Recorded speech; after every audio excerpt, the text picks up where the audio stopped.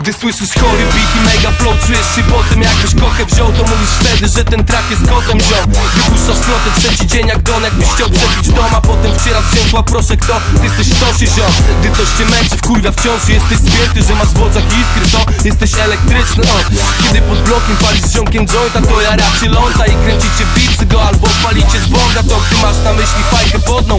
A kiedy wciągasz coś, walisz węgorza, musisz oddać co, gdy bierzesz w credo, jesteś krewny, czyli znaczy to, że komuś leżysz coś.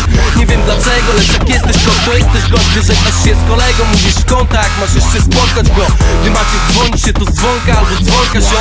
Nie chodzisz w butach, tylko w skokach. Ktoś się pluje, to się pulta i to jest właśnie slang z mego podwórka.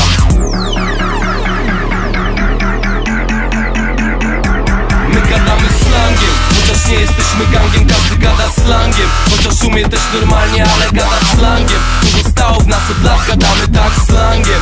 Gadamy slangiem, my gadamy slangiem. Chociaż nie jesteśmy gangiem, każdy gada slangiem. Chociaż umie też normalnie, ale gada slangiem. To zostało w nas od lat, gadamy tak slangiem.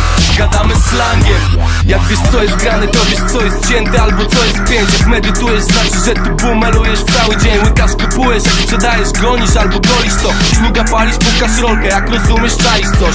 Jak coś jest dobre, to jest zy, jak coś jest w miarę, to jest hit. Ziomek z towarem, to jest haha, nigdy nie słyszałeś o nim nic.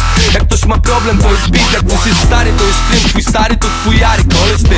Jak wciskasz bajer jej, to plujesz do niej grę. Jak ktoś jest gajem, to jest japy i ma fuchę, czyli pracę w jakiejś znanej korporacji. Nosi kanty i krawaty lub robi na etacie w jakimś PKO BP.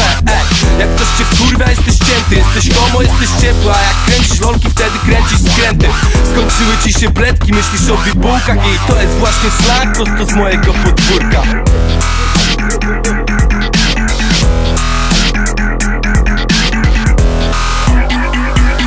Gadamy slangiem, chociaż nie jesteśmy gangiem, każdy gada slangiem. Chociaż umie też normalnie, ale gada slangiem. To zostało w nas od lat, gadamy tak slangiem.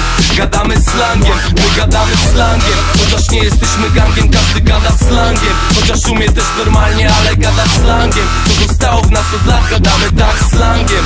Gadamy slangiem.